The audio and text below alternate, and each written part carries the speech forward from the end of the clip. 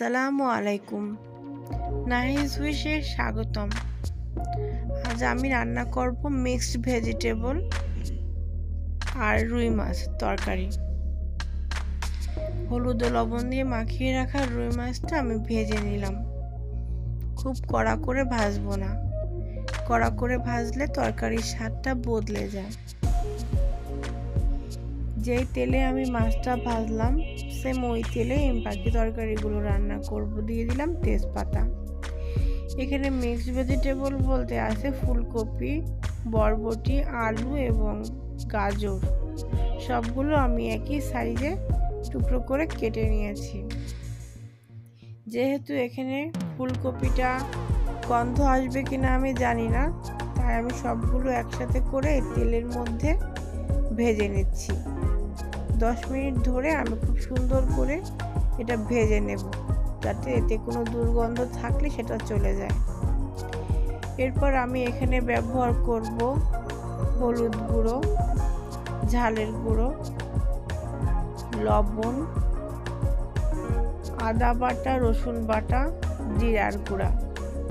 সব কিছু দিয়ে আমি খুব সুন্দর করে নাড়াচাড়া করে সামান্য পানি দিয়ে হালকা করে একটু কষিয়ে নেব। আর এমন সুন্দর করে আমি মশলাগুলো দিয়ে নাড়াচাড়া করব যেন শুকনো মশলাগুলো গায়ে লেগে যায়। পরে বাটা মশলার সাথে পানি দিয়ে দেব। মশলাটা পুড়েও যাবে না, আবার সুন্দর করে সবজিদের সাথে লেগে যাবে। চেষ্টা করব সবজির কালারগুলো ধরে রাখার। এখানে সব সবজি পুষ্টিকর, আর সিজনাল সবজিগুলো আমাদের রোজ খাওয়া উচিত, কারণ আমরা বছর তিনেক এই কোভিড নিয়ে এত পরিমাণ ভুগছি তা বলার বাইরে। সিজনাল সবজি আমাদের দেহের রোগ প্রতিরোধ ক্ষমতা বাড়াতে সাহায্য করে। তাই প্রত্যেক দিনের খাবারের তালিকায় যেই সিজনে যেই সবজিটা সবসময় পাওয়া যায়, যে ফ্রুটসটা সবসময় পাওয়া যায়, সেগুলো খাওয়ার চেষ্টা করা।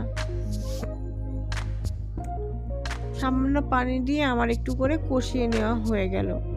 এতে করে আমার মশলাগুলো ভালো করে কুকড হলে স্বাদটা বেড়ে গেল। এরপর আমি এখানে ঝোলের পানি দিয়ে দেব। যেহেতু আমি এটা গা মাখা রাখবো, তাই অতিরিক্ত পানি দেওয়ার দরকার নেই। সেদ্ধ হওয়ার মতো পানি দিলেই হবে। গরম পানি ব্যবহার করলে ভালো হয়, কিন্তু আমি এখানে নর্মাল তাপমাত্রার পানি ব্যবহার করছি।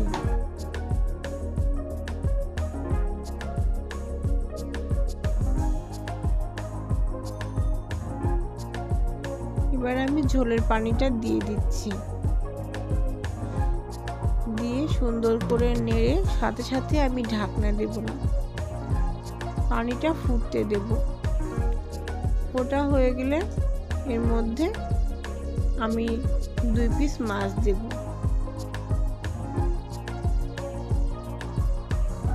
মাছ দুইটা দিয়ে আমি কিছুক্ষণ না ঢেকেই রান্না করতে থাকবো।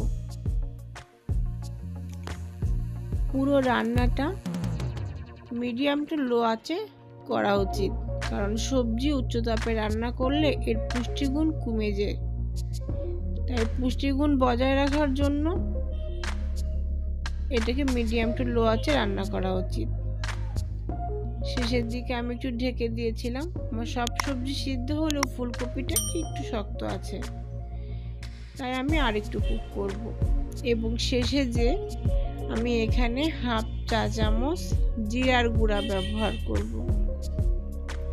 এতে মাছের তরকারি সবজির সাথে জিরার গুঁড়া দিলে একটা অসাধারণ ফ্লেভার আসবে। এখানে রান্না করা তরকারির মাছ না উল্টানোই ভালো, যদিও আমি খুব সাবধানে রান্না করেছি এবং মাত্র 2টা মাছ। এটা হালকা করে একটু নাড়াচাড়া করে দিতে হবে। আমার চ্যানেলের রান্নাটা যদি আপনাদের ভালো লাগে, লাইক করবেন, কমেন্ট করবেন, সাবস্ক্রাইব করবেন, বেল আইকনে ক্লিক করে পাশে থাকবেন। আপনাদের একটি লাইক আমাকে নতুন নতুন রান্না তৈরি করতে সাহায্য করে। ভিডিওটি সম্পূর্ণ দেখার জন্য ধন্যবাদ।